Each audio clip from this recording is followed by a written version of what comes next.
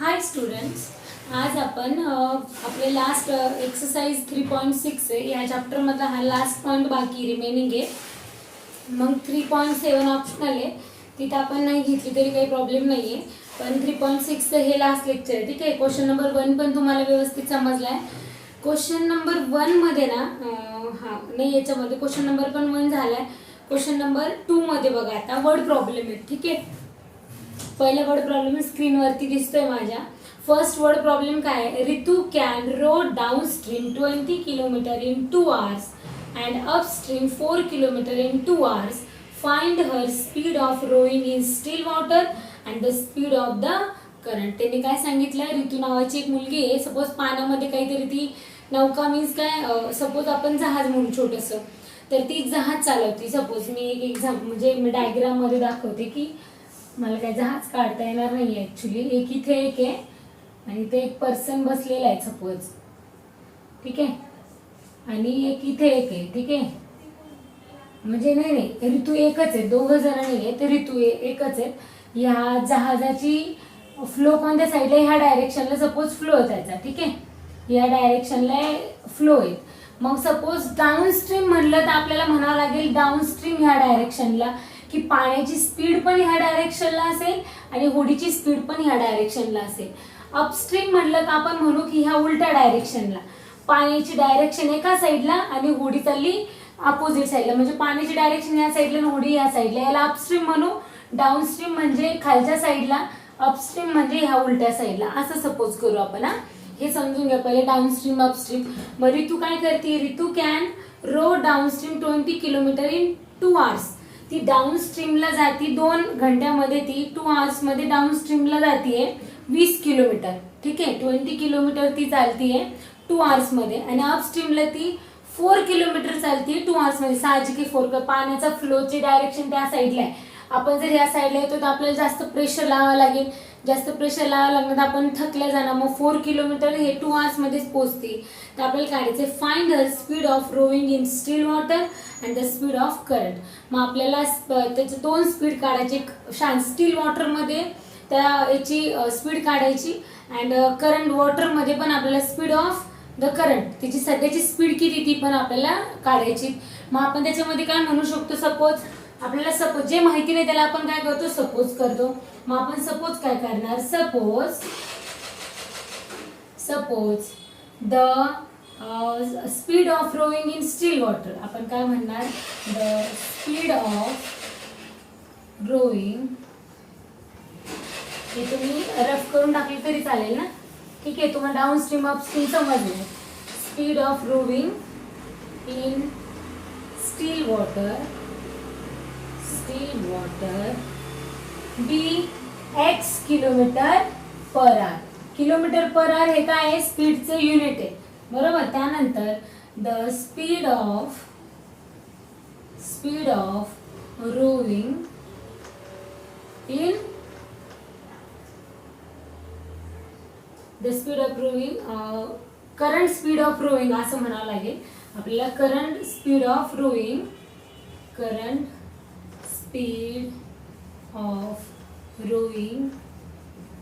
To be. पहिल्याला एक suppose केलेला काय म्हणणार आपण? वाय सपोज करणार. बरोबर. आता फर्स्ट फॉल बघा. आपल्याला तिने काय सांगितलंय? 2 hours लागतायत 20 किलोमीटर जाण्यासाठी डाऊन स्ट्रीमला. आणि पहिले आपण बघू डाऊन स्ट्रीमला आपण काय म्हणू शकतो. डाऊन स्ट्रीम मी तुम्हाला काय सांगितलंय आता? डाऊन स्ट्रीम तुम्ही कशाला म्हणणार? डाऊन स्ट्रीम स्पीड म्हणजे काय? डाऊन स्ट्रीमची स्पीड काय असू शकते? सपोज तुम्ही काय म्हणणार? डाऊन स्ट्रीम स्पीडला पाण्याचा फ्लो पण त्या साईडला आहे. बरोबर. तुम्ही काय सांगितलं? पाण्याचा फ्लो पण त्या साईडला आहे, याची डायरेक्शन पण त्या साईडला आहे. तर तुम्ही स्पीड काय म्हणू शकता? X + Y. दोन्हीची स्पीड प्लस होणार ना. अपस्ट्रीमला काय होणार? उलटी डायरेक्शन येणार. अपस्ट्रीम स्पीड काय येणार? उलटी डायरेक्शन येणार. तिथे काय येणार? X - Y. हे X + Y आणि X - Y कसं काय आलंय? तुम्हाला ऑलरेडी मी सांगितलं. डाऊन स्ट्रीमला इथं इथं हे पण काढलं, तुम्ही ड्रॉ केलं. आपलं ते जहाज जे आहे छोटं होडीची, ती त्याच डायरेक्शनला आहे आणि पाणी पण त्याच डायरेक्शन चाललं, तर दोन्ही काय होणार? प्लस. म्हणून तर 20 किलोमीटर इन 2 hour मध्ये जाते. आणि जर उलट्या डायरेक्शनला काय होतंय? पाण्याचा फ्लो ह्या साईडला आहे, आपली होडी उलट्या साईडला चालली, मग ती काय करते, त्याला पुश करते बॅक साईडला, बरोबर. मग अपस्ट्रीम झाली ना, अपोज करते, म्हणून मी काय केलं, मायनस केली याच्यामधून, त्याच्या करंट वॉटरच्या स्पीडला मायनस केलंय. कशाच्या स्पीडमधून, आपल्या जहाजाच्या स्पीडमधून, बरोबर. ठीक आहे. आता आपण काय म्हणू शकतो, आपल्याकडे एक फॉर्म्युला आहे, तुम्हाला माहिती असेल formula. Time is equals to, आपण काय लिहितो time is equals to distance upon speed, बरोबर का. डिस्टन्स अपॉन आपण स्पीड लिहितो. आता दोघांनाही 2 hours लागतात, बरोबर. 2 hours दोघांसाठी 2 hours लागतात. मग आपण काय लिहू शकतो, टाइम 2 hours डायरेक्ट लिहू शकतो आपण, चालेल का. म्हणजे बघा, दोघांनाही 2 hours लागतात. आपण याच्यामध्ये फॉर्म्युल्यामध्ये पुट करू. कधी कशासाठी घेऊ, पहिले घेऊ आपण डाऊनस्ट्रीमसाठी. फॉर डाऊनस्ट्रीम साठी काय तयार होणार बघा, फॉर डाऊनस्ट्रीम किती टाइम लागतो आपल्याला, 2 इज इक्वल्स टू डिस्टन्स किती आपल्या इथं 20 किलोमीटर्स लागतात, आणि स्पीड किती, डाऊन x प्लस वाय, बरोबर का. याला जर आता तुम्ही सॉल्व्ह करायचा प्रयत्न केला तर याला सॉल्व्ह करून कसं होणार, सपोज हे येणार ह्या साईडला, बरोबर. 2 मल्टिप्लायला जाणार x plus y is equals to 20. 2 ना मध्ये मल्टिप्लाय करा, 2 into x 2x plus 2y is equals to 20. Equation 1. सेकंडला काय येणार, टाइम ह्याच साईडला, डिस्टन्स किती आला आपला 4 किलोमीटर, आणि स्पीड किती x मायनस वाय, या साईडला मल्टिप्लायला येणार x minus y is equals to 4. 2 into x 2x minus 2y is equals to 4, बरोबर. ही झाली इक्वेशन नंबर 2. इक्वेशन 1 आणि 2 आपल्याला कळालं आहे. कोइफिशियंट पण सेम आहेत बघा, कोइफिशियंट सेम आहेत. सबट्रॅक्शन करा, एक्सच्या आणि वायच्या व्हॅल्यू तुम्ही फाइंड करू शकतात. सपोज जर मी आता एलिमिनेशन मेथड यूज केली, एलिमिनेशन मेथड यूज करते मी कशामध्ये, इक्वेशन 1 आणि 2 मध्ये. मी म्हणते एलिमिनेशन म्हणजे कोणती, जो कोइफिशियंट सेम आहे डायरेक्ट सबट्रॅक्शन करू. आपण म्हणू subtraction in equation 1 and 2. Subtraction करू इक्वेशन 1 आणि 2 मध्ये. 2x plus 2y is equals to 20 and 2x minus 2y is equals to 4. Subtraction म्हणल्यावर साइन काय होणार, चेंज होणार, हे कॅन्सल. प्लस 4y, 20 मधून 4 गेले तर उरले 16. y इज इक्वल्स टू काय होणार, 16 upon 4 is equals to 4. y ची व्हॅल्यू आली 4. आलेली व्हॅल्यू पुट करा इक्वेशन 1 मध्ये. इक्वेशन 1 काय, 2x plus 2y is equals to 20. y च्या जागी पुट करा 4 इज इक्वल्स टू 20. 2x 2 4 जा 8 इज इक्वल्स टू 20. प्लस 8 आहे, तिकडे गेल्यावर काय होणार, मायनस 20 मायनस 8, किती रिमेनिंग उरणार 12. 2x x डिवायडेड बाय काय होणार, 12 डिवायडेड बाय 2 6 येणार. x ची व्हॅल्यू काय मिळाली मला, 6. देअरफॉर तुम्ही काय म्हणू शकतात मग खाली, the speed of the rowing in still water be x km/h and current speed of rowing to be 4 km/h. असे सेंटेन्स खाली लिहून घ्या. आता एवढं नोट डाऊन करा. आपण नेक्स्ट क्वेश्चन बघूया. आता नेक्स्ट क्वेश्चन तो पण स्क्रीनवरती दिसतोय, मी रीड करते. त्यांनी सांगितलंय 2 women and 5 men can together finish an embroidery work in 4 days. एक 2 लेडीज आहे आणि 5 जेंट्स आहे. त्यांनी सांगितलं दोघांनी मिळून जर एक एम्ब्रॉयडरी वर्क आहे तर ते केलं तर त्यांना 4 days लागतात. सेकंड कंडिशन मध्ये दिलंय त्यांनी, while 3 women and 6 men can finish it in 3 days. जर सपोज आणखी 3 वुमननी केलं आणि 6 मेननी केलं तर 3च दिवस लागतात. Find the time taken by 1 woman alone to finish the work and also taken by 1 man alone.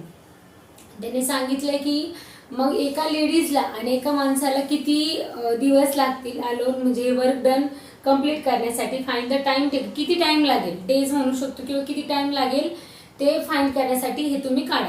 आता जे आपल्याला माहिती नसतं त्याला आपण सपोज काय करतो, एक्स आणि वाय. मग आपण काय म्हणणार इथं की सपोज नंबर ऑफ वुमन्स आपण म्हणू शकतो की number of days taken by 1 woman be x. आपण म्हणू शकतो number of days suppose number of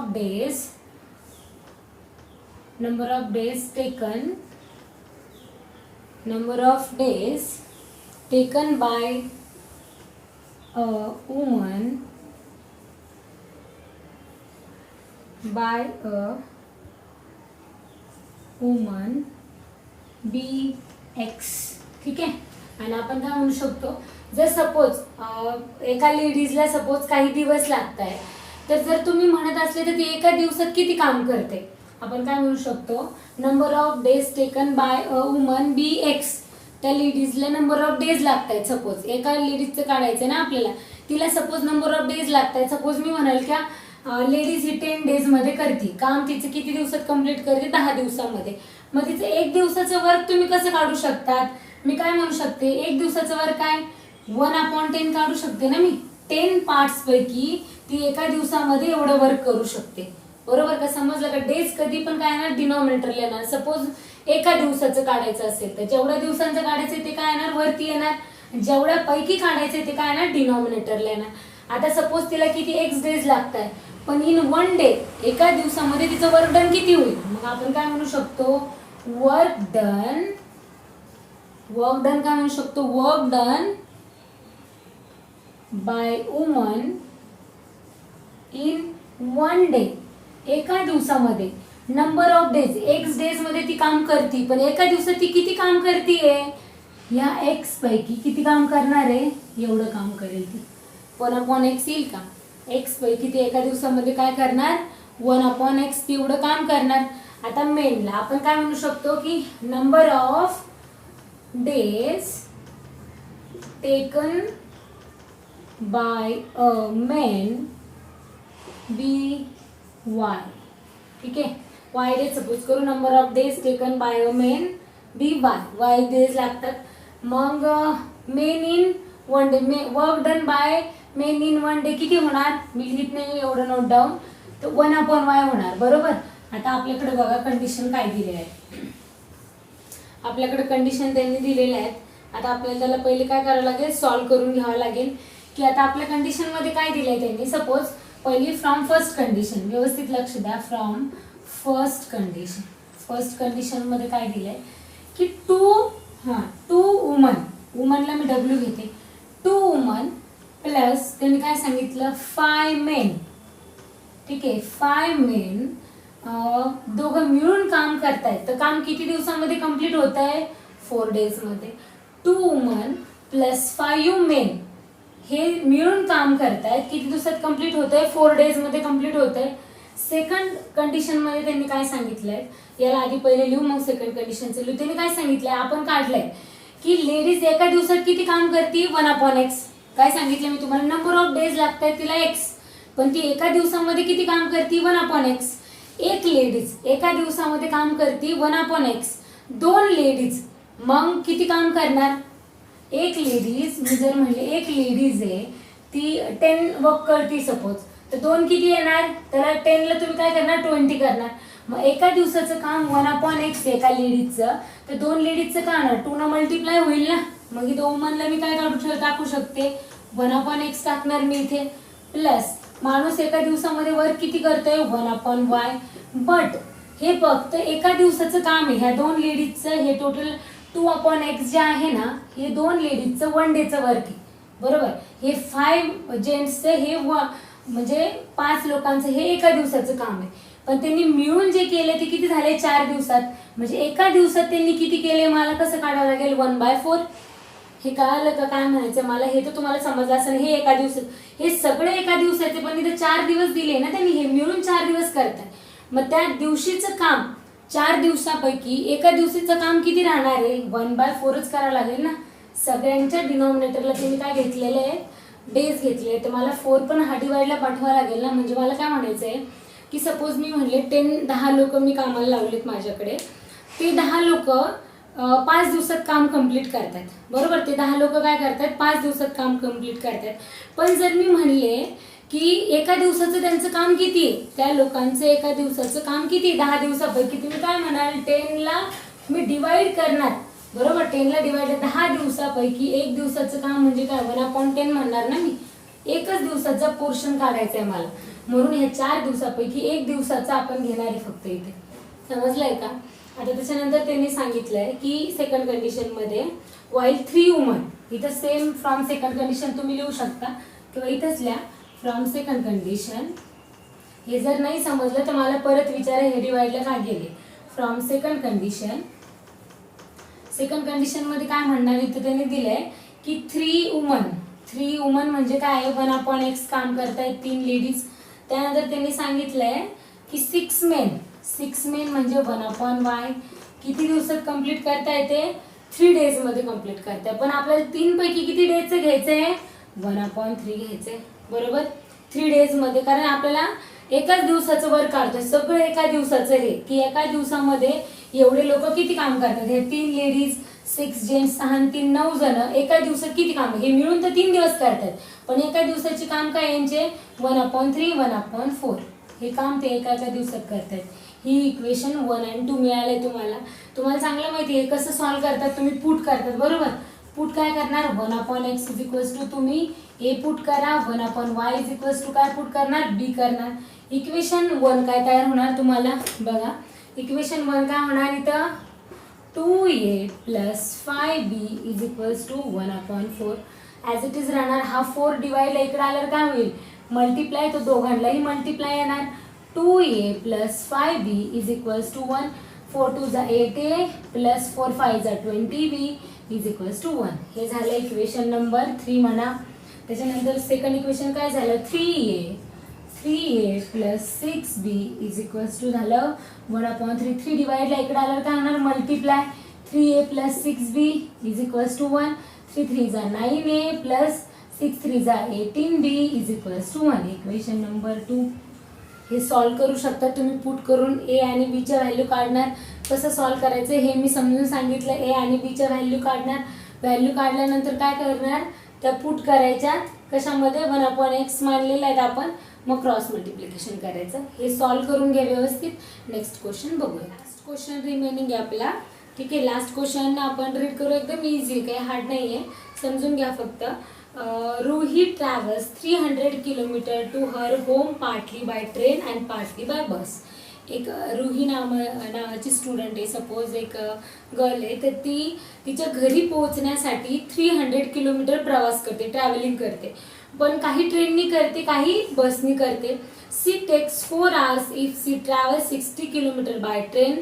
तिला 4 hour लागले जर ती 60 किलोमीटर बाय ट्रेन 60 किलोमीटर ती ट्रेनने गेली तर तिला 4 hour लागले. अँड द रिमेनिंग बाय बस. आणि ती बाकीचं डिस्टन्स कशाने गेली बसने गेले तर ती कसं लिहू शकता तुम्ही 60 मायनस करणार 300 म्हणून 240 रिमेनिंग उरले. 240 कशाने गेली ती बसने गेली.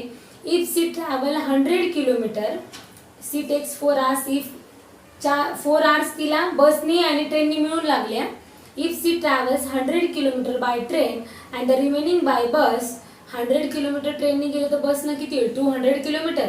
C takes 10 minutes longer. तिला 10 मिनिटं एक्स्ट्रा लागले. पहिले 4 hour लागले ना आता 4 hour पेक्षा 10 minutes एक्स्ट्रा लागले म्हणजे 4 hour 10 minutes लागले. Find the speed of the train and the bus separately. दोघांची आपल्याला स्पीड काढायची. जे माहिती नाही त्याला आपण काय करतो सपोज एक्स आणि वाय. मग इथं काय म्हणणार मी suppose the speed of train be x kilometre per hour. स्पीडला माहिती तुम्हाला किलोमीटर पर आवर लिहितात.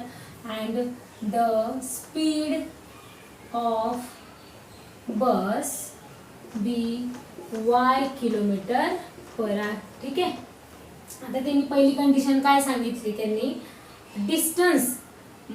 डिस्टन्स आपण लिहून घेऊ वाटलं तर. डिस्टन्स फ्रॉम फर्स्ट कंडिशनमध्ये 2 कंडिशन याच्यामध्ये. पहिल्या कंडिशनमध्ये बघूयात. फ्रॉम फर्स्ट कंडिशनमध्ये काय काय दिलेलं आहे त्यांनी. पहिल्या कंडिशनमध्ये सांगितलं त्यांनी की रुही ट्रॅव्हल्स 300 टोटल किती आहे 300 किलोमीटर आहे. मग 300 किलोमीटर म्हटल्यावर आपण असं पण पहिले ते ठीक आहे सेकंड इक्वेशनमध्ये बनवूयात. ते आपण पहिले याच्यावरून काय इक्वेशन बनती बघू. Ruhi travels she takes 4 hours if she travel 60 kilometre by train. Distance काढून घेऊ आधी अगोदर. डिस्टन्स किती आहे डिस्टन्स बाय ट्रेन.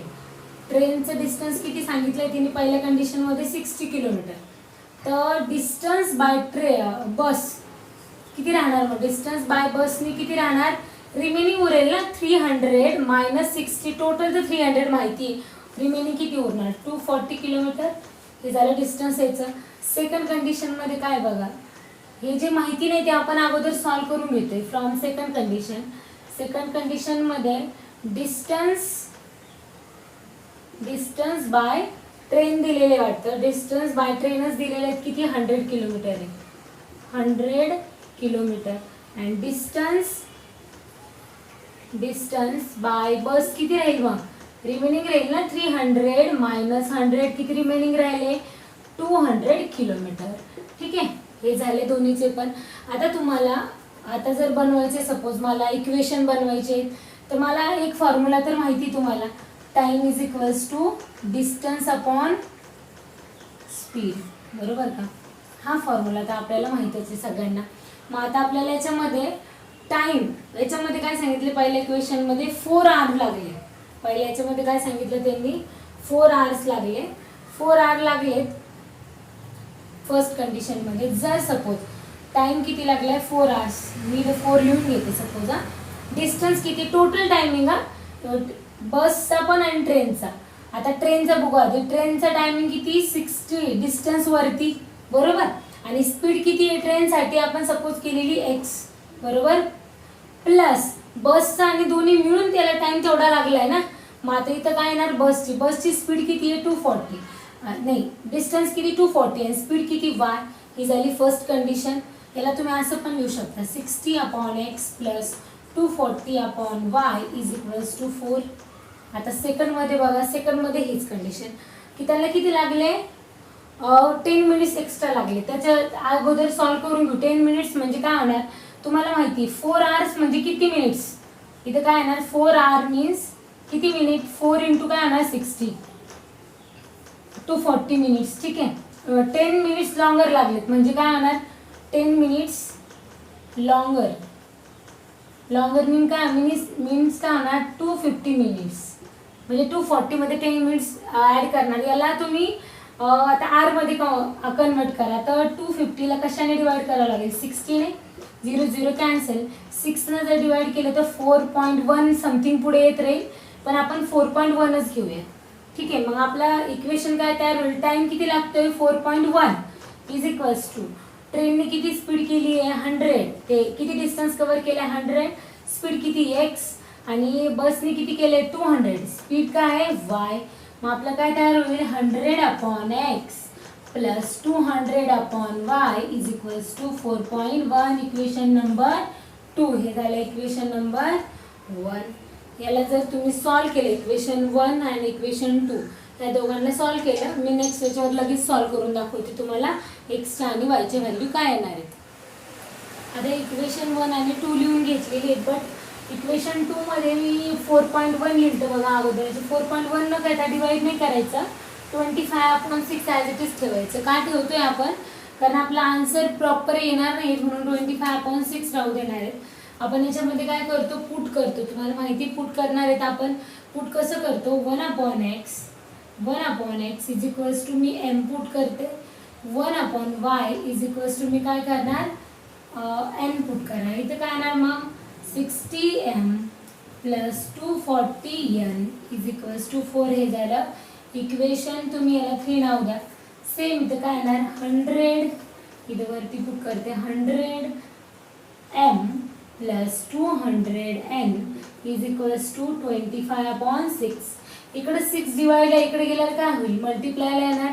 इथे येणार 100m plus 200n is equals to 25. 6 ने केला 6 into 1 600m plus 6 2 1200n is equals to 25. याला इक्वेशन नंबर 4 हा नाव हवं तर द्या. आता हे तुम्ही दोन्ही सॉल्व करू शकतात. मला जर आता सपोज याचं इथं 600 आहे, इथं 60, बरोबर. बाय एलिमिनेटिंग मेथडने जर सपोज मला कोइफिशियंट सेम करायचे, तर मला हा जर 600 करायचा असेल कोइफिशियंट, तर याला मी 10 ने मल्टिप्लाय करून करू शकते का. याला जर मी मल्टिप्लाय बाय 10 केलं तर हे कोइफिशियंट सेम होईल ना. मग ठीक आहे, मी मल्टिप्लाय बाय 10 करून बघते. मल्टिप्लाय मी काय म्हणाले इथं मल्टिप्लाइंग 10 बाय इक्वेशन 3. इक्वेशन 3 ला करते. का आता असं पण करू शकतो इलिमिनेटिंग, आपल्याला फक्त कोइफिशियंट सेम करायचं. +240n इज इक्वल्स टू 10 मी काय करतोय बोथ साईडला मल्टिप्लाय करतोय, मग सगळ्यांनाच लिहायला लागेल तर 4.